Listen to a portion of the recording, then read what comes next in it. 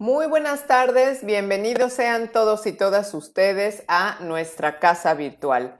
Me da mucho gusto verles por este medio. Mi nombre es Marcela Torres y el día de hoy nos acompaña una maestra que todo el mundo quiere y que ha pasado Gracias. por sus salones de clase, ya sean virtuales o presenciales, la maestra Marién Espinosa, una cancunense que lleva muchísimos años en Cancún compartiendo un poquito de todo lo que ella sabe y también compartiendo su gusto por la literatura y la cultura en general. Marién, muchísimas gracias por tu generosidad y por compartirnos una vez más tu clase abierta de un curso que habías estado dando, Marién, en Casa de Cultura Cancún, que se llama Literatura Moderna y Contemporánea, ¿cierto? Sí, sí, sí. Sí, sí, Y literatura moderna y contemporánea 2 ya es el segundo curso de este tema. Ujú. sí, porque tiene entre sus alumnas a mujeres muy aplicadas que les gusta conocer y conocer más autores y conocer lo más relevante de la historia de la literatura occidental, básicamente. El día de hoy Sí, en sí, la sí. clase abierta vamos a hablar sobre, Marién va a exponer y nos va a compartir sobre los autores más destacados de finales del siglo XIX y principios del siglo XX de dos países muy importantes para la literatura occidental, que son Francia y Alemania. Te agradecemos muchísimo, Sí. Marién, tu generosidad y que nos permitas escucharte y que nos permitas conocer un poco más de estos autores, que además luego, después de tu clase, lo que sucede es que nos motivamos para ir y buscar esos libros y empezar a devorarlos. Así es que estás haciendo un servicio social a toda la comunidad y te lo queremos agradecer. Que disfruten la clase de Marién. Queda con ustedes la maestra Marién Espinosa.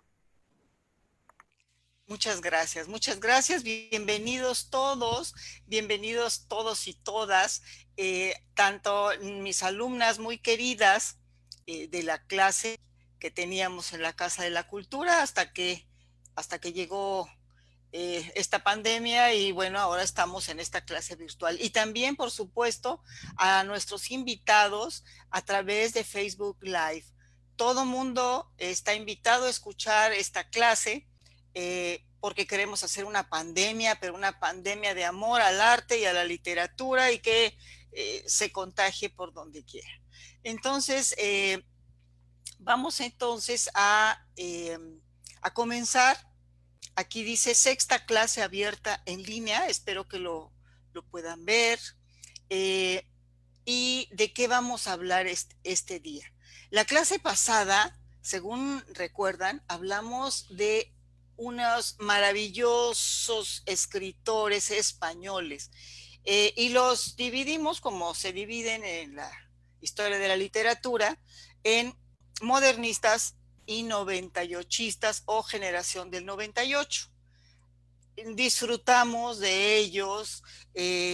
Varias de mis alumnas dijeron yo quiero leer La tía Turla de Miguel de Unamuno, etcétera, ¿no? Estábamos muy motivadas. Bueno, pues ahora también van a ver estas maravillas de autores que son clásicos de la literatura contemporánea. Y también se van a enamorar de ellos como estamos enamorados desde hace muchas personas en este mundo, gracias a Dios. Entonces, chicas y chicos, vamos a dar un brinco. Vamos a dejar España, que lo vimos la clase pasada, y vamos a ir a Francia. Como dijo muy acertadamente la maestra Marcela, estamos revisando autores de finales del siglo XIX, principios del siglo XX. Eh, es una época muy interesante, ¿sí? Porque en realidad el siglo XX, aunque matemáticamente comienza en 1900, en realidad, eh, por estos eventos históricos que vamos a ver, comienzan, digamos, sus fenómenos más importantes a partir de la Primera Guerra Mundial. Esta época en que finisecular, como se dice, termina el siglo XIX y comienza el XX, es una época como de transición. Ya hay varios autores que están diciendo, sobre todo los pintores, están comenzando las vanguardias artísticas, ¿sí? Herederos de los impresionistas y postimpresionistas y simbolistas del siglo XIX, van a comenzar las vanguardias artísticas. Dice un gran filósofo, Marshall McLuhan, que los artistas son los profetas de la época. Están ya anunciando que va a suceder algo muy terrible. Y también los filósofos como Nietzsche, también está Freud, están los que se llaman los maestros de la sospecha en filosofía, Freud, Marx y Nietzsche. Ellos están anunciando que algo va a pasar. ¿Y qué es lo que va a pasar? El siglo XX. ¿Sí?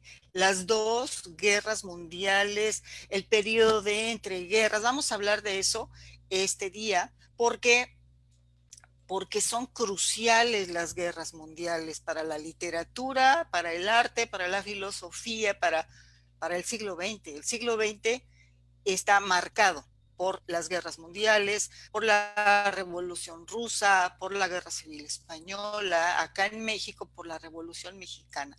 Entonces vamos a empezar. Sin embargo, un poquito antes de las guerras mundiales, tenemos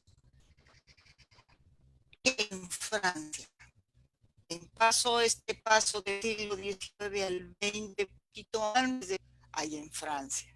Y este es uno de los más grandes e importantes y maravillosos escritores del mundo. Nació en Francia, pero se llamó Marcel Proust. Su obra es tan importante, bueno, que seguramente influenció a toda la literatura que siguió después de él, ¿sí? Y bueno, vamos a hablar un poco de él. Aquí está, siglo XIX al XX, en Francia, Marcel Proust. Y su obra es solo una. 7 tomos enormes, son en realidad 7 grandes novelas imbricadas en una sola, que se llama En busca del tiempo perdido. Y está de 7 libros, el primero se llama Por el camino de Swan, el segundo A la sombra de las muchachas en flor, y bueno, vamos a hablar un poquito de don Marcel Proust. Eh, Marcel Proust, déjenme ver, aquí les digo, es una de las más importantes obras de la literatura contemporánea, ¿sí? Escribió desde muy joven. Pero afortunadamente él tenía una posición eh, desahogada y en realidad no trabajó, ¿no? Él, bueno, su familia ha hecho dinero, él se dedicó a estudiar, a escribir y le decían que era un snob. Ser un snob, pues no era, era ser así alguien muy elegante, pero un poquito superficial. Vean qué guapo se ve en la foto, ¿no? Pero él no era superficial ni snob, ni mucho menos, ¿sí? Porque la obra que dejó, bueno, es impresionante. Como les decía, su obra más importante es En busca de tiempo perdido. Tiene más de 3.000 páginas, son toda la obra, ¿sí? Son 7 títulos. El primero, como les decía, Por el camino de Swan. El segundo, A la sombra de las muchachas en flor. Hay otro que se llama Sodoma y Gomorra. Casi al final, creo que es el último, se llama El tiempo recobrado. ¿De qué trata? O sea, ¿por qué 3.500 páginas del tiempo perdido y el tiempo recuperado? ¿No? Eso es lo que se han preguntado eh, muchos escritores y filósofos. De él se ha escrito muchísimo. Eh, ¿Por qué? Porque él dice en el primer libro, casi en la primera página, miren, aquí está, se los recomiendo muchísimo. Sí, este es el primero, En busca del tiempo perdido uno, Por el camino de Swan. Se los recomiendo muchísimo. Aunque Este es nada más el primer, como les digo, el primer libro, y son 7. Pocos han podido leerlo todo. Yo confieso, no he podido leer los 7, ¿no? Pero además no se trata de eso, hay que disfrutar, porque su estilo, algunos lo han nombrado como impresionismo. Acuérdense que el impresionismo es buscar la luz y el color en los cuadros, ¿no? Como Monet, Manet, Degas. Es la, pues si ustedes leen esto, van a ver luz y color donde quiera, ¿no? Es muy interesante. Entonces, eh, toda esta obra, bueno, en general es lo que se ha hablado mucho de él. Su obra gira alrededor de un momento en el cual él lo relata aquí en el libro. Venía cansado,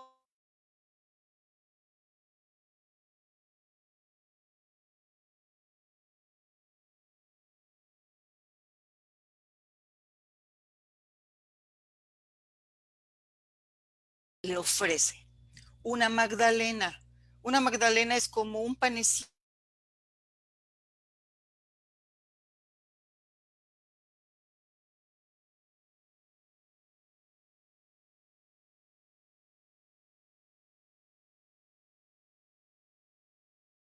Tomó el pan, lo echó en la cuchara y lo remojó en, en el té. Y el olor y el sabor lo llevó a su infancia de una manera tan tremenda, tan terrible, que ya no sabía si estaba en el pasado o en el presente, ¿no? Eso es exactamente la recuperación del tiempo perdido, ¿sí?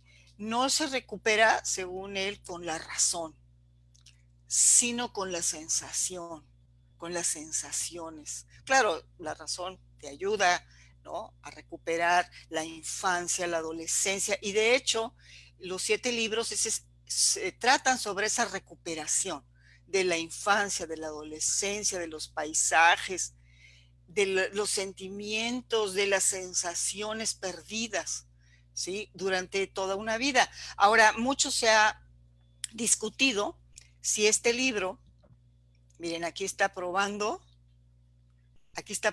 el té, si poniendo la magdalena, la galletita, es como un panecito en la cuchara de té, y al probarlo se va a otro mundo, ¿no? Va a vivir el pasado. Yo creo que todos podemos sentir eso, ¿no?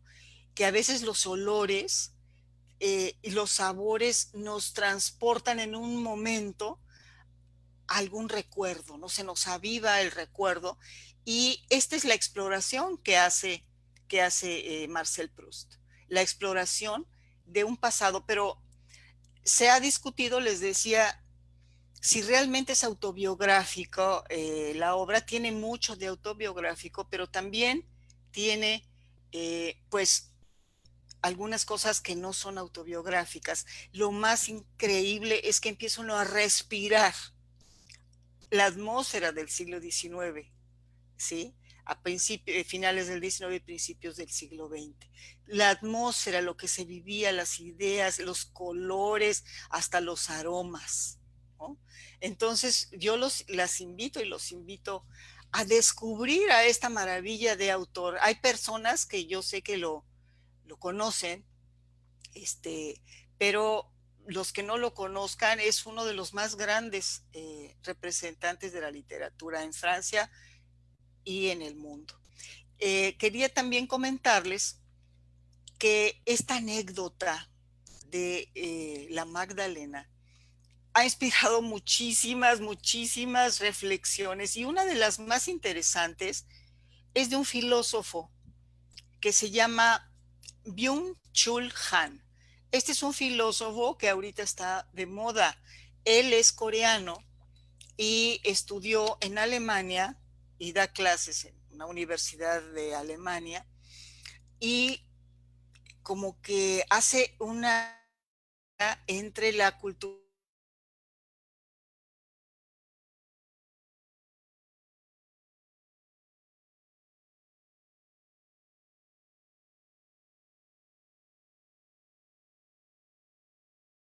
este, a,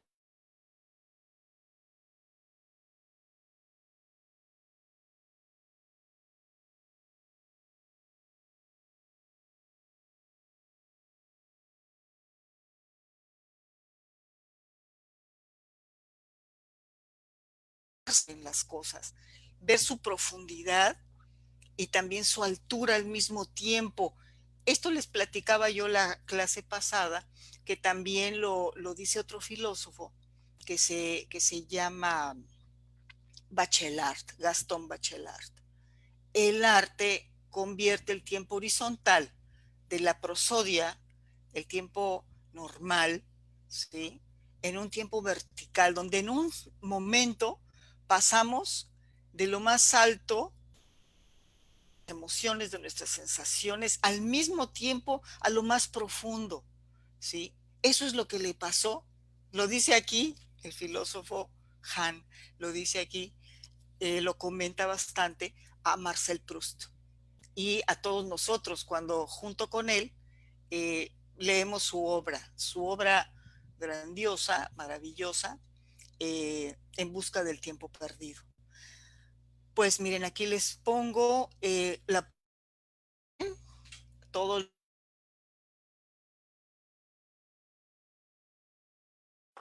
Marian, disculpa que te interrumpa, se está cortando la transmisión. ¿Me escuchas, Marian? Dos, marienespinosa.webs.com. Marian, disculpa que interrumpa la transmisión, se está cortando. Me gustaría que cerraras tu video a ver si mejoramos un poquito. Por favor, que se vea la ¿Bien? página, pero Ah, cerremos tu video a ver si mejora, porque se está cortando. ok, lo quito en un momento. Uh-huh. Gracias. Ok, se está cortando, bien. Entonces, Ya, lo que yo te sugiero es que cierres tu video y se quede la página. Eso sí, es decir, los alumnos no te van a ver, pero sí van a ver tu página, a ver si mejoramos un poquito. ok, ok. Entonces lo voy a abrir solamente cuando falte algo más que decir.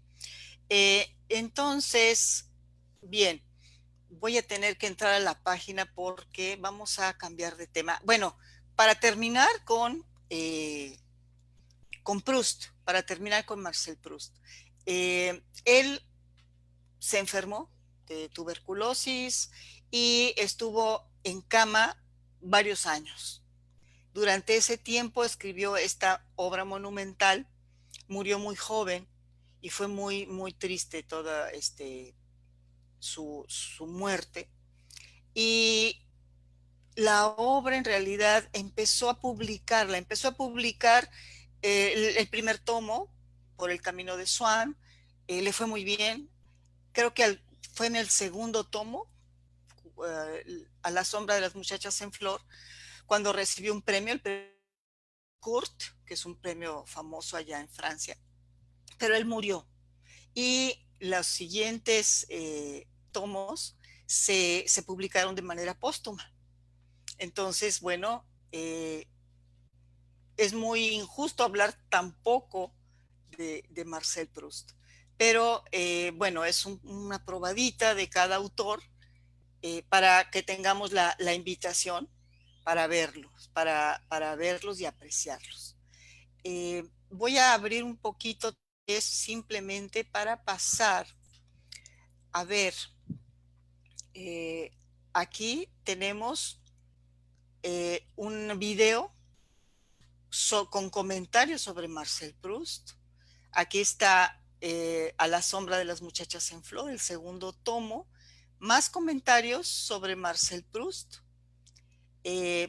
No los voy a poner, les pido por favor que entren a la página y los vean para que no se corte la voz. Y bueno, ya entramos ahora eh, con Marcel Proust, lo dejamos, aunque murió ya en el siglo XX y sus obras se publicaron ya a comienzos del siglo XX, vamos a entrar aquí ahorita al siglo XX. Es importante que lo vean, no sé si se sigue cortando, para que vayan viendo las ilustraciones. ¿Qué es el siglo XX? Es que es bien importante que nos ubiquemos en esta época contemporánea y en el siglo XX, que es un siglo de rupturas, ¿sí? Aquí tenemos esta obra de Salvador Dalí, que es del surrealismo, va a venir un poquito después en las entreguerras, pero yo quería que vieran esto. El siglo XX está marcado por las guerras mundiales. Es el siglo más violento en la historia de la humanidad. Entonces, no sé si lo van a poder escuchar, me dicen si no se oye bien. Eh, Aquí les pongo un video. La Primera Guerra Mundial, antes conocida como la Gran Guerra, fue una confrontación bélica ocurrida principalmente en Europa entre los años 1914 y 1918. Más de 9 millones de combatientes y 7 millones de civiles perdieron la vida, una cifra extraordinariamente elevada comparado con guerras anteriores. Estas cifras son para el... Bien, no sé si lo pueden escuchar, no oigo yo tampoco. A ver, vamos a ver aquí. Si lo puedo ver. Si lo pueden escuchar. Si no lo pueden escuchar, no hay problema. Lo pueden ver en la página. Es muy importante que nos ubiquemos lo que fueron la Primera y la Segunda Guerra Mundial.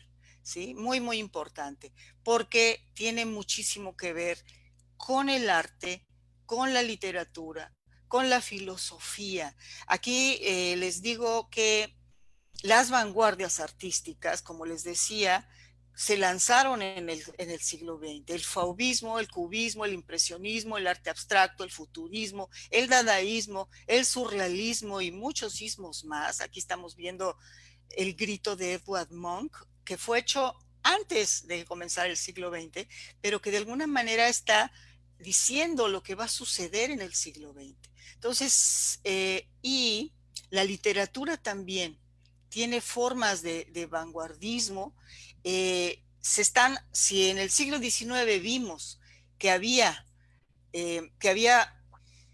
mucho intento por encontrar nuevas formas. Vimos, por ejemplo, a los decadentistas, vimos a los simbolistas, que estaban buscando nuevas formas de expresión. Bueno, el siglo XX va a ser mucho más complicado. Vamos a ver que en la literatura también hay futurismo, en la literatura también hay cubismo, en la literatura, como decía hace un momento, le dicen a nuestro amigo Proust, perdón, a Proust, nos estaban diciendo que tenía influencia impresionista, ¿sí? Entonces, hay unos cambios radicales, fundamentales. El siglo XX es un siglo de ruptura. Así como hay un momento en que termina la Edad Media, hay un momento en que termina la Edad Antigua y comienza otro mundo.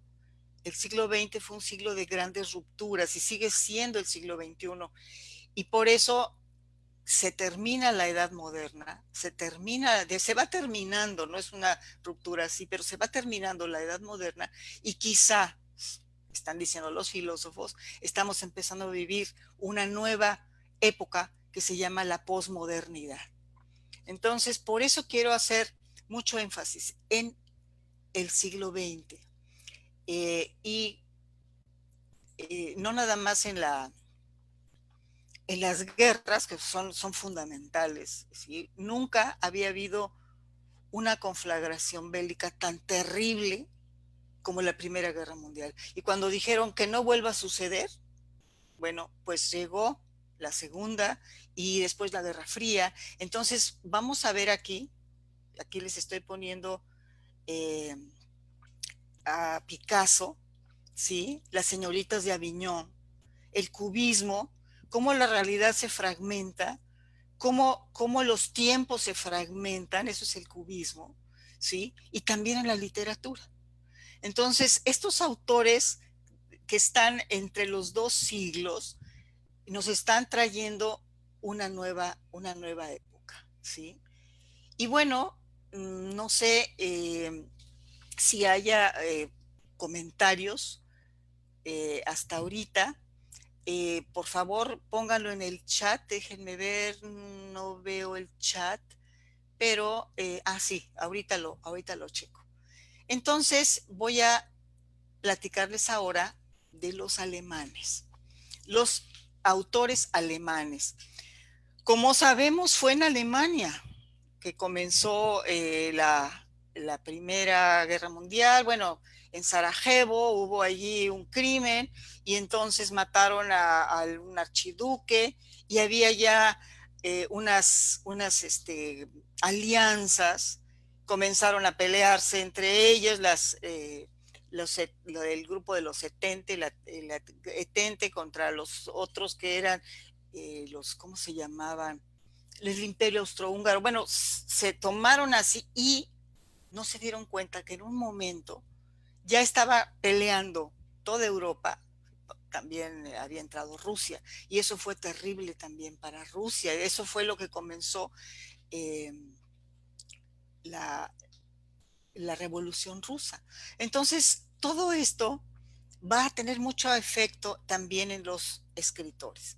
Los alemanes, por ejemplo, vamos a dar un brinco a Alemania y vamos a hablar de varias maravillas de escritores que se dieron en este tiempo en Alemania. El primero que les quiero platicar es Thomas Mann. Ahorita les pongo las fotos. Y Thomas Mann, eh, que ganó el premio Nobel en 1929, ¿sí? Él fue terriblemente prolífico, escribió muchas obras, pero las más conocidas son dos: La montaña mágica y Muerte en Venecia. Las dos han tenido muchísima trascendencia, mucha trascendencia a partir de eso. Les voy a platicar muy brevemente en qué consiste la montaña mágica. La montaña mágica era un lugar donde iban los enfermos de tuberculosis a curarse.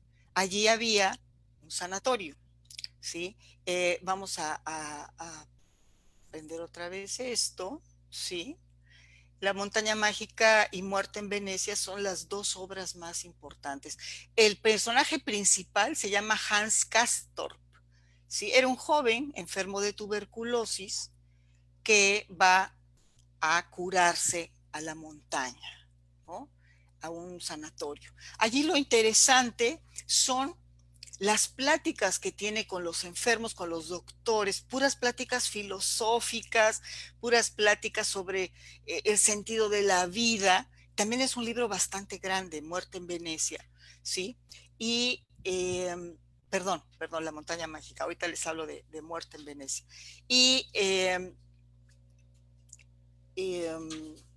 resulta que está él en aquel sanatorio, que por cierto, el autor Thomas Mann lo vivió porque su esposa estuvo en ese sanatorio, estuvo en un sanatorio durante ese tiempo. Él escribió esta obra.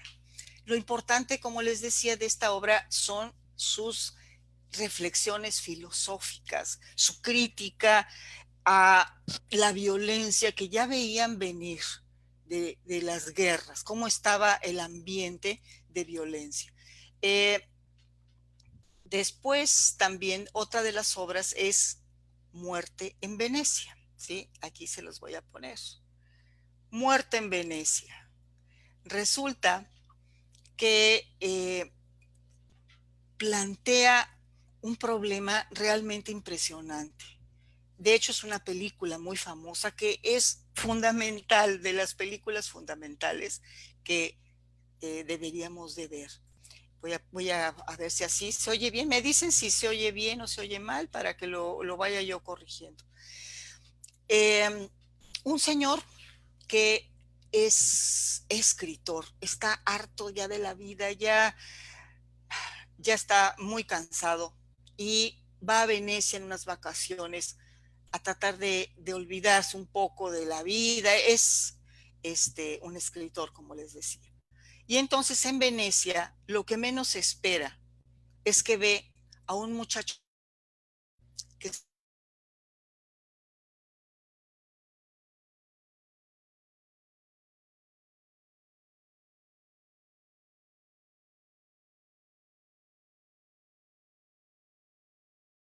la película lo ponen como músico, ¿sí?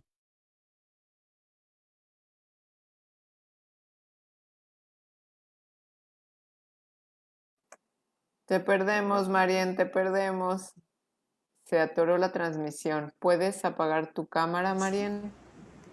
Ah, mi cámara. Déjame entonces, pongo la pantalla. Permíteme un momento. Y apago la cámara. A ver. ¿Sí? ¿Se puede así? ¿Está mejor? A ver, tú sigue con tu clase y te Yo decimos, pero parece sigo. ser que sí. Ok, con lo que me digan. Entonces, autor se llamaba Gustav Aschenbach. Bueno, pues va él a su maravillosamente hermoso. Y aquí la reflexión impresionante es la belleza que siendo inocente nos destroza. La belleza, la belleza no va junto con la bondad. Puede haber alguien muy malvado y ser hermoso, ¿no? En cambio, este niño era una inocencia tan maravillosa, pero al mismo tiempo era cruel. ¿Por qué? A ver si lo pueden oír.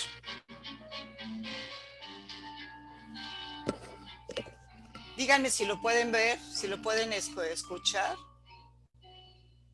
Sí, se escucha bien. Ah, perfecto. Pocas películas en la historia del cine contienen tanta belleza visual y transmiten tanta emoción como Muerte en Venecia. El film está basado en una pequeña novela del mismo título escrita por Thomas Mann. Buenas tardes, profesor Aschenbach. Aquí pueden ver el personaje. Permítame que le dé la bienvenida en nombre del hotel. Pero si en el libro el protagonista es un escritor, Visconti quiso que en la película fuera un músico, Gustav von Aschenbach, el que viajara de vacaciones a la ciudad italiana. Allí se siente profundamente fascinado por la serena y perfecta belleza de un adolescente polaco llamado Tadzio. Esta atracción física le sirve a Visconti para reflexionar sobre un tema que en esos años le obsesionaba, la búsqueda de la belleza por parte del artista. La creación de la belleza o de la pureza es producto del espíritu. No, Gustav. No. La belleza pertenece a los sentidos. Bien, como pueden ver, aquí tenemos estas discusiones sobre lo que es la belleza natural, que no es la belleza del arte. El arte, como alguna vez platicábamos, el arte es artificio. El arte es la recreación de la belleza a través de un artista, de un creador. Pero la belleza en sí es eso que nos arrastra, porque la belleza seduce, ¿sí? No va más allá de la razón. Nadie puede razonar ante la belleza. Entonces, este es el tema. Quiero ponerles solamente el final para que vean cómo este señor Aschenbach, con motivo del 25 aniversario del certamen. Y desde entonces ocupa un lugar destacado en la historia del cine gracias a esas escenas que parecen bellos cuadros impresionistas. Ajá. Bien, pues aquí Aschenbach está muriendo. ¿Por qué está muriendo? ¿Está muriendo de emoción? Pues sí y no. Está muriendo porque hay en Venecia en ese momento eh, una epidemia, o sea, igual que estamos nosotros. Hay una epidemia, pero para que no se fueran los turistas, no lo dijeron, y entonces empiezan a morir. Creo que es de tifoidea o algo así, es una epidemia, no es como el coronavirus. Entonces, este señor empieza a tener síntomas, pero está tan fascinado por la belleza que se muere. Es como si Visconti invitase al espectador a pasear tranquilamente por las playas del Lido reflexionando sobre la vida y el arte, y a contemplar al joven Tadzio en esa Venecia eternamente bella y mortecina. En este momento, él contemplando la belleza inalcanzable, él muere. Por eso es La muerte en Venecia, ¿no? Entonces, bien, aquí tienen también entradas. Vamos a entrar a una. Por ejemplo, aquí, si entran a esa liga que toqué con la flechita, pueden entrar a estas ligas que les pongo y aquí pueden leer más sobre los autores, ¿sí? Thomas Mann, por ejemplo, y todas sus obras. Lo que hacemos en la clase, que pues realmente es breve el tiempo, pues es de alguna manera, ¿cómo les diré? Motivarnos, ponernos esa interrogación, ¿no? De quién es este autor, y para que tengamos de tarea buscarlo, saber quiénes son. Entonces, hasta ahorita hemos visto dos autores que fueron, aquí primero, aquí está, ajá, aquí primero Marcel Proust, ¿sí? Con su maravillosa obra. Después hemos estado hablando de la Primera Guerra Mundial, después hablaremos de la Segunda, de los cambios tan tremendos en el arte, y ahora estamos hablando de Thomas Mann, ¿sí? La montaña mágica y la muerte en Venecia, ¿ok? Siempre Thomas Mann, estos autores que les voy a explicar, se negaron al nazismo, tuvieron que salir huyendo de Alemania, ¿sí? Buscaron asilo. Eh, Acuérdense que también le dieron el premio Nobel después, pero bueno, tuvieron que salir huyendo de la violencia. Bien, vamos a pasar al siguiente, que también es una institución en la literatura, y es Franz Kafka. Estoy casi segura de que han oído hablar de él, ¿sí? De Franz Kafka. Nació en Praga, que antes pertenecía al Imperio Austrohúngaro, y escribió varias obras. Él era un hombre, ay Dios mío. Oye, Marian, ¿te parece si antes de que entres a analizar a Franz Kafka, hay unos mensajes por acá en Facebook que preguntan, antes de que pasemos, sobre la muerte en Venecia, muerte en Venecia? Pregunta Leticia Briceño que por Sí. qué ese título, que con qué lo relaciona en el libro Muerte en Venecia. Muy, muy interesante pregunta. Lo que sucede es que, como estábamos viendo, voy a ponerte muerte en Venecia, ¿ok? Sí, porque se muere realmente este profesor, Gustav von Aschenbach. Él muere de amor, ¿sí? Por este joven al cual nunca se le acerca, bueno, sí se le acerca, pero nunca hace una relación con él, porque lo que quiere es contemplar la belleza. Esa belleza, bueno, y además de la epidemia, lo mata. O sea, muere este personaje, Aschenbach, este escritor, que en la película es un músico, y por eso es la muerte en Venecia. Es una muerte causada tanto por lo físico como por ese éxtasis ante la belleza, ¿no? Es más o menos la idea. No sé si haya otra pregunta. Yo no las puedo ver, las preguntas, desde aquí.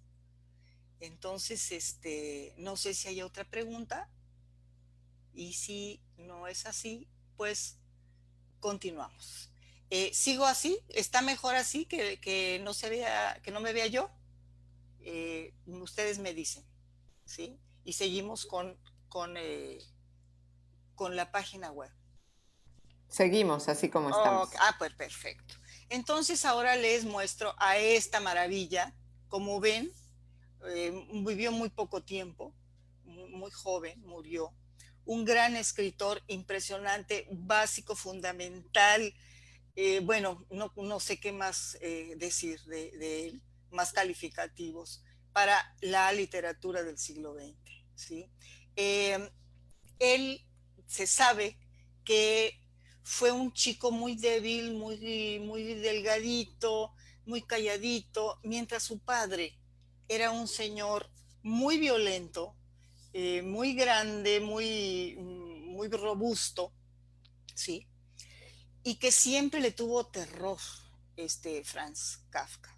El padre no lo aceptaba como era, el padre no quería un hijo escritor ni tan débil, y una de las obras más famosas, además de La Metamorfosis, que aquí, como pueden ver, está muy intrigante este asunto. Otra de las obras muy importantes se llama Carta al Padre, a veces le dicen Cartas al Padre, ¿sí? Y ahí muestra la autoridad que tenía el padre hacia él, que era terrible, ¿no? El padre de veras aparece también en muchas de las obras, como esta autoridad sorda, terrible, implacable, ¿sí? Y otra de las obras muy importantes se llama El Proceso. Hay una película también, mucho se ha escrito sobre las obras de Franz Kafka, ¿sí? Y ¿qué influencias tiene? Bueno, es que es impresionante. Franz Kafka, como ven, tiene algo que ver con el existencialismo, lo que estábamos hablando un poquito en clases pasadas. Todavía el existencialismo no se da completamente a todo lo que da, porque se va a dar a partir de las guerras mundiales, pero ya había habido un existencialista que platicamos en otra clase, que se llamó Kierkegaard. Y ellos lo que decía Kierkegaard y lo que retoman estos escritores es lo siguiente: en el siglo XIX estaban muy interesados por las grandes,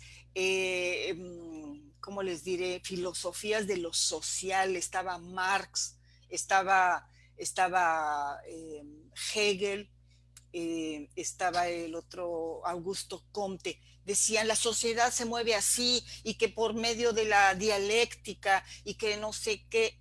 Y el primero que dijo, y el hombre, y el ser humano, y su angustia, su propia angustia, su existencia, fue Kierkegaard, Soren Kierkegaard. Y en el siglo XX van a venir muchos más que después vamos a ver, sobre todo Jean-Paul Sartre, que también escribió obras de teatro y una novela que se llama La náusea. Bueno, pues adelantan entre unos y otros. También Franz Kafka está hablando de esa angustia existencial, con esta metamorfosis. Ahorita les explico un poquito, pero también tiene influencia expresionista. ¿Y qué es el expresionismo? El dolor y la desesperación en el arte. Expresionista es el cuadro de Munch, El Grito, es expresionismo danés, ¿sí? Entonces, pero además es profundamente psicológica la metamorfosis, el proceso, las cartas al padre.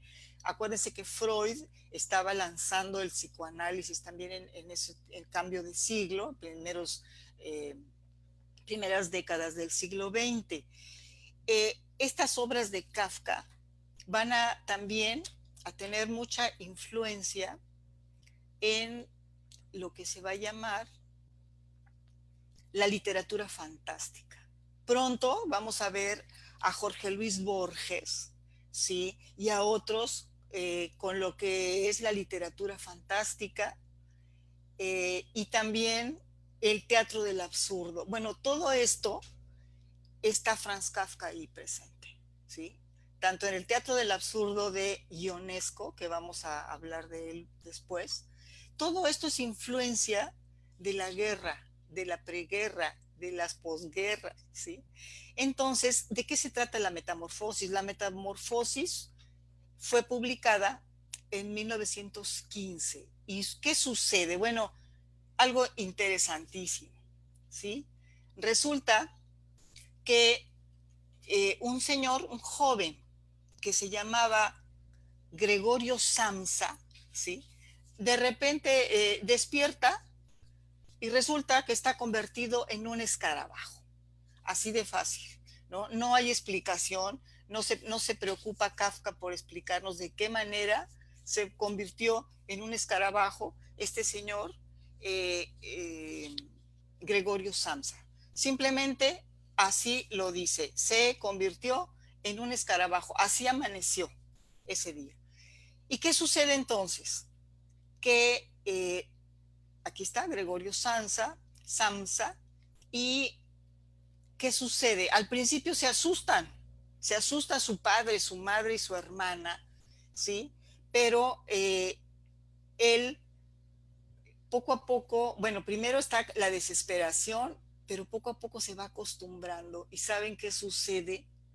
Que comienza la indiferencia. Aunque el hijo está sufriendo, aunque el hijo es un monstruo, poco a poco a nadie le importa. Y al final está arrinconado en su cuarto, ¿verdad? Sufriendo terriblemente, pero ya no le importa a nadie. Entonces, es impresionante lo que está diciendo en cuanto a la psicología, en cuanto a la crítica social, en cuanto al absurdo, que después vamos a ver. Les voy a poner un poquito de este video. Hola YouTube, en este video hablaremos sobre la metamorfosis. No, díganme si lo pueden escuchar. La historia inicia con Gregorio Samsa transformado en un insecto. Pese a esto, le preocupa su trabajo, así que trata de levantarse, pero es una tarea difícil. Su familia pregunta por él. Gregorio responde, pero su voz ha cambiado. Su jefe llega a la casa para instarle a salir porque no está presente en el trabajo, y ante tanta insistencia, Gregorio, después de morder la llave para girarla, finalmente sale de su habitación. El espanto es evidente. El apoderado se va horrorizado por lo que ve, y el padre toma el bastón que éste había dejado y amenaza a Gregorio hasta que regrese a su habitación. Su hermana Grete será Bien, la única persona aquí que pese a la monstruosidad del insecto trate de ayudarlo. Le lleva comida y limpia su habitación, mientras Gregorio poco a poco vamos viendo cómo del primer impacto va surgiendo la indiferencia y hasta el desprecio. Y se pone uno a pensar, bueno, quizá esto sea una alegoría, o sea, este insecto es una metáfora, y al continuar una y otra vez hablando de él, es una alegoría sobre tantas personas que se sienten tan extrañas en la vida como quizás se sentía el mismo autor Franz Kafka, ¿no? Es impresionante, es es corta esta novela, y yo se la recomiendo muchísimo, ¿sí? Otra de las películas inspiradas en una obra de Franz Kafka se llama El Proceso. Vamos a ver un poquito, es un filme de Orson Welles.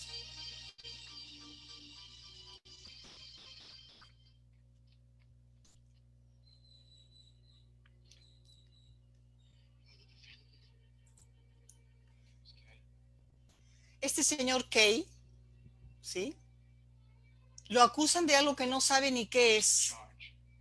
No sabe ni de qué es lo que lo acusan. Y va de un lugar a otro buscando siquiera saber de qué se le acusa, y no hay forma de saber y de qué se le acusa ni cómo representarse. Vean la angustia, y esto es lo que vive mucha gente, y que había vivido también mucha gente durante las guerras.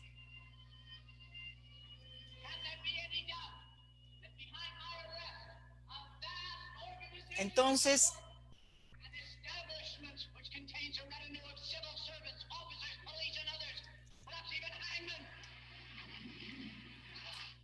bien, pues aquí está esta obra, también muy importante, de Kafka, El Proceso.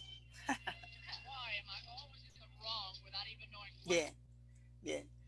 No sé si haya preguntas sobre El Proceso o sobre la metamorfosis de Franz Kafka. Este impresionante, maravilloso. No tengo, la verdad, palabras para describir a este autor y a los que hemos visto, ¿no? Pero todos tienen una gran influencia en la literatura. Voy a pasar a otro, no sé si hay alguna pregunta, no la puedo ver en este momento, las preguntas, pero si hay, adelante, adelante.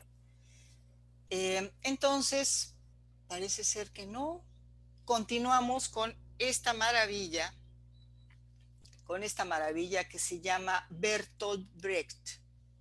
Este señor también es uno de los grandes, grandes escritores. Este señor fue dramaturgo.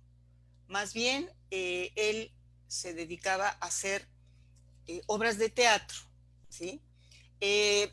También no le gustaba el nazismo, no le gustaban los nazis, pero él tenía ideas socialistas, ¿sí? Él pensaba que había que hacer una justicia social, él sí simpatizaba con las ideas socialistas. Entonces, en sus obras ponía este énfasis en el socialismo, en la crítica a la sociedad, ¿sí? A la crítica a la sociedad, y esta es una de sus más grandes obras, la ópera de los 3 centavos. A veces, fíjense lo más chistoso, se llama la ópera de de las 4 monedas o de los 2 peniques. Lo van a ver en muchos lugares del mundo de diferente manera, ¿no? Pero aquí en español generalmente la conocemos como la ópera de 3 centavos de Bertolt Brecht. Y es una obra para el teatro. Él también, Brecht, cuando llegó el nazismo, se tuvo que salir huyendo, se refugió en varios países, ¿sí? Y sus puestas en escena fueron muy reconocidas. Antes de la Primera Guerra Mundial ya había estrenado esta ópera de 3 centavos, y además tenía mucho éxito, pero tuvo que salir huyendo. Fue olvidada esta obra y después fue resucitada, ¿sí? Fue renovada en Broadway y es uno de los grandes éxitos de Broadway. Ahorita lo vamos a ver, es impresionante cómo las obras de arte pueden trascender el tiempo y el espacio, ¿no? Entonces les voy a platicar que Bertolt Brecht tuvo, bueno, muchas, pero muchas obras, pero las más conocidas son 2, Madre Coraje y sus hijos, y la ópera de 3 centavos, que ya les platiqué. La primera, la Madre Coraje, presenta los esfuerzos de una madre que está, pero no en las guerras del siglo XX, sino en una guerra del siglo XVIII. Y de esa manera, Bertolt Brecht está presentando la angustia, la tristeza, la desesperación de una madre por cuidar a sus hijos, por salvarlos y por darles de comer y por tener en una guerra. No lo pone en el siglo XX para no ser demasiado obvio, pero lo pone en una guerra del siglo XVIII. De esta manera denuncia los preparativos de los nazis para la Segunda Guerra Mundial. Pero les voy a platicar de qué se trata ahora la ópera de los 3 centavos, ¿sí? Resulta que esta ópera, más bien es como una obra, es el antecedente de los musicales, de todos los musicales, comedias musicales de Broadway, ¿sí? Presenta los enfrentamientos de las clases sociales y tiene, fíjense nada más, música de jazz. ¿Cómo es posible que en Alemania, por allá por las guerras, entre las guerras, este señor, este alemán, poniendo esta música de jazz, ¿sí? Y él presenta a un personaje, bueno, que va a ser eterno, que va a ser muy, muy importante. Este personaje se llama Mackie o Mac Navaja. Mac Navaja, ¿sí? Y Mac Navaja es un malvadazo, es un malvado de lo peor, es un criminal terrible. Y ese Mac Navaja se enamora nada menos de Paul Sophie. Paul Sophie es la hija de otro malvado que se dedica a extorsionar a todos los los que pedían limosna, los pobres ahí de los barrios. Estamos hablando de Inglaterra, ¿sí? No, la ópera de los 3 centavos, les voy a poner aquí para que lo vean, está en Inglaterra y son los bajos barrios más bajos de Inglaterra, ¿sí? Donde está haciéndose esto. ¿Y qué sucede? Que Mac the Knife, o sea, Mac Navaja, el Navajas, él se casa a fuerzas con Paul Sophie, y se enoja el papá y entonces mueve palancas para que lo metan a la cárcel y lo maten, lo cuelguen, ¿sí? Para que no se ande casando con su hija sin permiso. Pero ¿qué sucede? Eso es impresionante. En el último momento es rescatado porque la reina lo manda a perdonar, ¿sí? Y además lo ayuda, ¿no? Al último momento se rescata este antihéroe, porque no era bueno, y al final resulta premiado. Bien, pues ahora les voy a poner lo más maravilloso. En los años 50, cuando esta obra se fue haciendo famosa en Broadway, muchos cantantes empezaron a cantar esta canción que se llama Mac the Knife. ¿Sí? Vean la trascendencia de esto. No sé si lo oyen. Mac the Knife, sí, podemos cantar también. Aquí está el maravilloso Louis Armstrong, ¿sí? Lo voy a adelantar un poquito para que lo oigan cantar. Y está platicando. Cuando el tiburón muerde, en sus dientes se ve el rojo de la sangre, ¿sí? ¿Sí? Pero cuando Mac the Knife hace algo malo, ¿sí? Ni los guantes se le manchan, fíjense nada más, ¿sí? Si en la mañana de un domingo hay un cadáver en la calle y se ve que alguien se está ocultando en la esquina, ¿será Mac the Knife? ¿Será? ¿Sí? Y así si van por un barco, ¿sí? Y de repente avientan una bolsa de cemento con un cadáver. ¿Qué podrá decir eso? Quizá que Maki, el navaja, vino aquí a la ciudad, ¿sí? Entonces vean la trascendencia que tuvo este personaje y esta obra hasta el presente, ¿sí? Bien.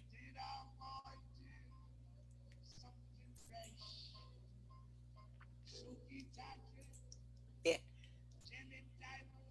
Ahí está diciendo todas las chicas desaparecidas por culpa de este Mac the Knife.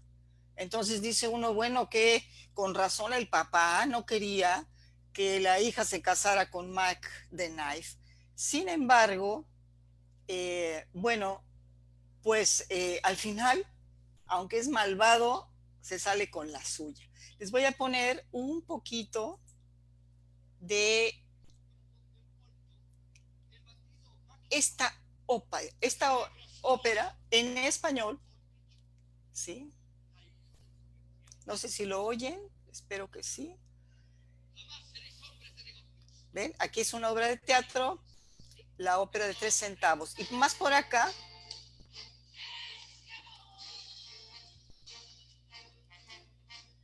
estas guapas chicas están cantando, más o menos por aquí.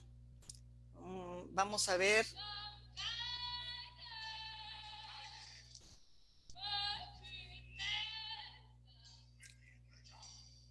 Aquí está otra vez esta canción.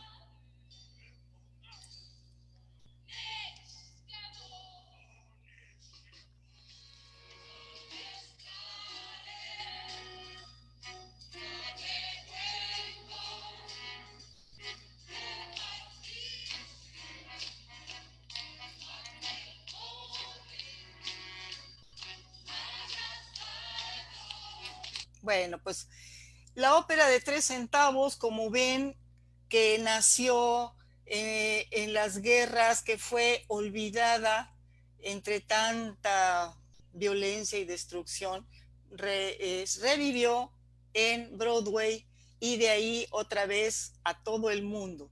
¿Sí? Muchos cantantes como Bobby Darin, Frank Sinatra, igual que Louis Armstrong y otros, han hecho un éxito de esta canción y de esta ópera. Aquí les pongo eh, una cita de Bertolt Brecht que dice: no aceptes lo habitual como cosa natural, porque en tiempos de desorden, de confusión organizada, de humanidad deshumanizada, nada debe parecer natural. Nada debe parecer imposible de cambiar.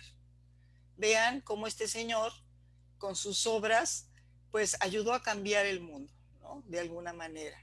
También esta obra me recuerda un poco la de Cabaret, ¿sí? Esa película que fue tan premiada. Entonces, no sé cómo se sientan, llevamos 1 hora, no sé si quieren que tengamos otros 10 minutitos o de otro autor para terminar con estos autores de Alemania, o están muy cansados, o hay alguna pregunta. No lo puedo yo ver aquí, Sí, pero Marien, nos sí. preguntan por Facebook que andan un poco confundidos que si la ópera de 3 centavos es ópera o es un musical. Ay, qué buena pregunta. Esa persona que hizo esa pregunta le ponemos una palomita y un 10. Tiene toda la razón. Se llama ópera, pero no es ópera. Es un musical. ¿Sí? Es un musical, tiene toda la razón. Podría ser una opereta, digamos. Son óperas como las óperas que se han seguido, que se siguen haciendo en Broadway, como algunas óperas rock que ha habido, pero no son en realidad óperas. Tiene toda la razón. Son musicales. Y la ópera de 3 centavos es la mamá o la abuelita de los musicales de Broadway. Fue este señor Brecht el que dijo: vamos a hacer una, como si fuera ópera, pero con ritmo de jazz. Se adelantó a su tiempo, ¿sí? Déjenme ver, voy a subir para que no se me mareen un poco. Cuando aquí dice, se presentó la ópera de 3 centavos. Fue estrenada en 1928 y fue un éxito rotundo hasta que los nazis hicieron huir al dramaturgo, ¿sí? Y entonces ya no se volvió a escuchar hasta, como les digo, que revivió en Broadway. Qué bueno que preguntaron. Sí, sí, sí. No es ópera, es una obra musical, como las comedias musicales que se usan ahora hasta el momento en Nueva York. No sé si hay alguna otra pregunta. Y yo creo que podemos ver, aunque es injusto verlo rápidamente, a este señor llamado Hermann Hesse. Algunos deben de conocerlo. Parece que aquí hay alguna otra pregunta. Hermann Hesse fue también novelista, ensayista, pero él desde chico se interesó por las filosofías orientales. Sus libros son de veras impresionantes, son maravillosos porque mezcla la cultura oriental y la occidental. Y es más, también tienen influencia de la psicología, del psicoanálisis, pero no tanto de Freud como de el alumno de Freud llamado Carl Jung, ¿sí? Cuando vinieron la Segunda Guerra Mundial, huyó a Suiza. Y fíjense qué maravilla, Bertolt Brecht y Thomas Mann en algún momento se refugiaron en su casa. Estos otros grandes escritores que acabamos de mencionar, se refugiaron en la casa de Hermann Hesse para poder huir de los nazis, ¿sí? ¿Qué puedo decir de Hermann Hesse?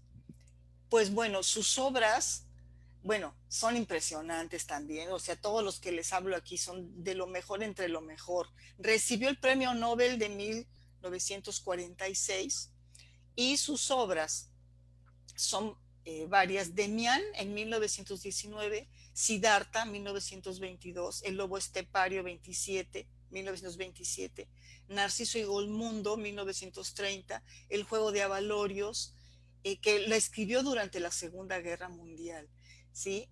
Bien, de estas obras yo les puedo decir que son muy, muy interesantes, pero un poquito complicadas. Esta de Demián tiene unos simbolismos realmente tan impresionantes.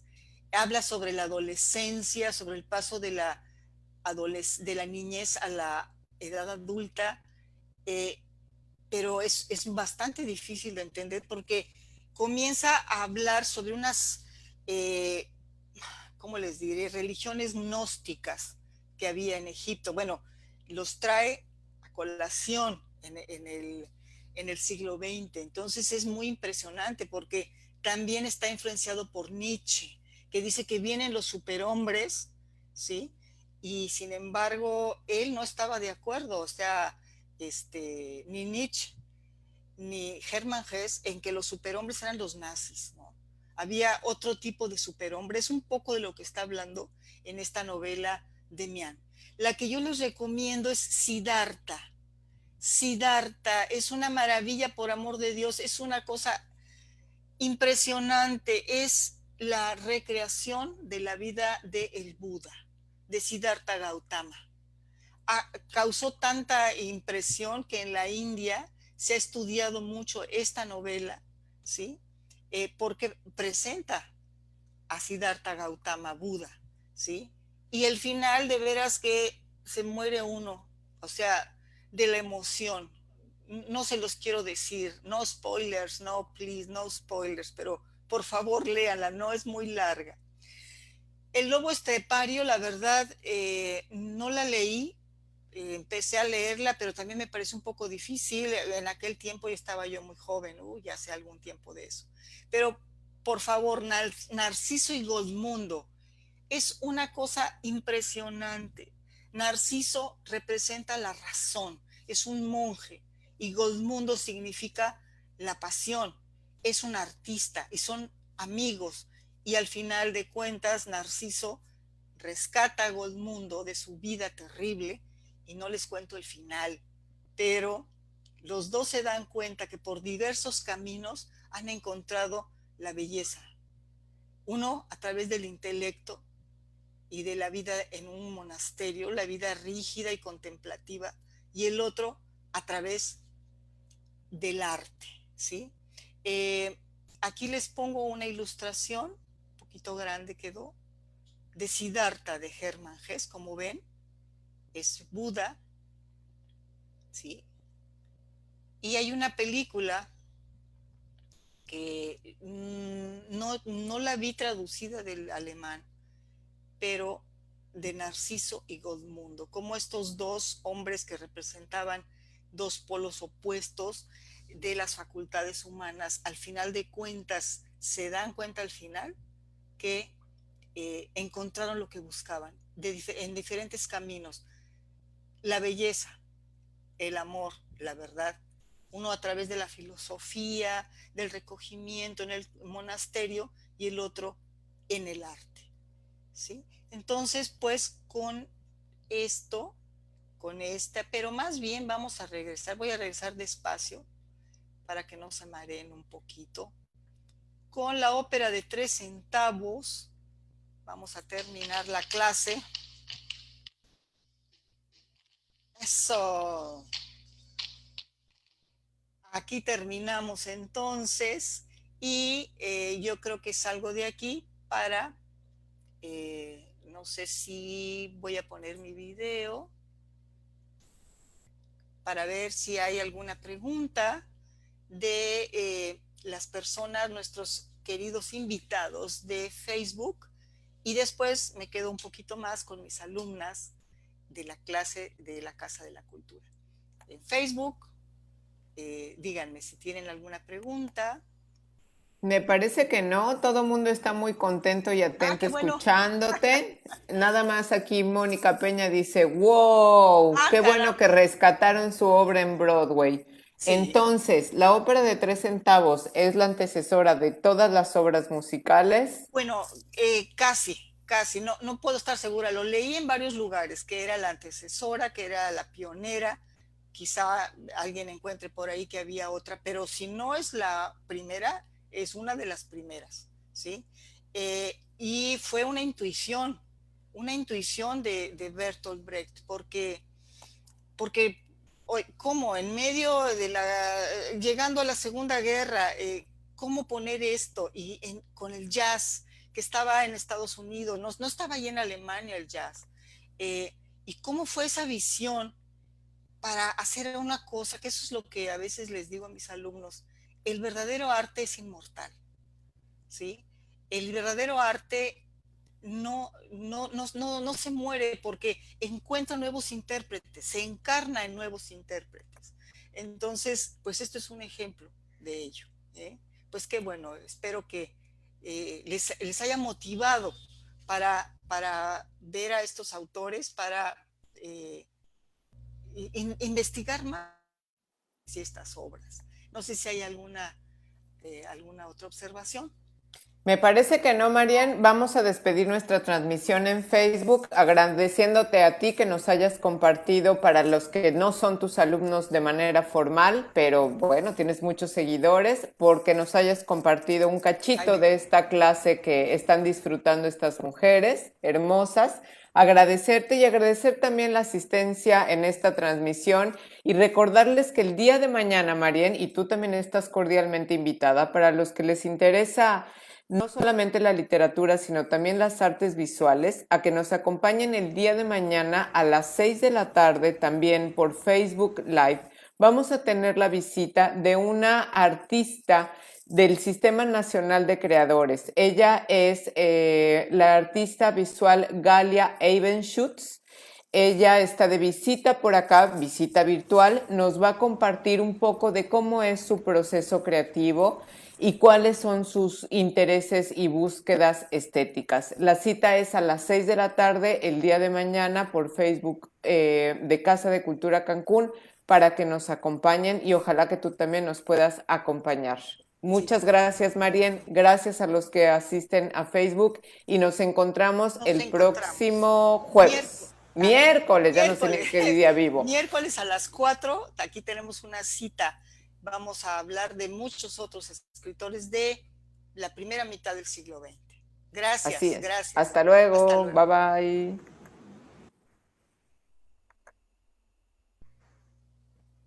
Me quedo con mis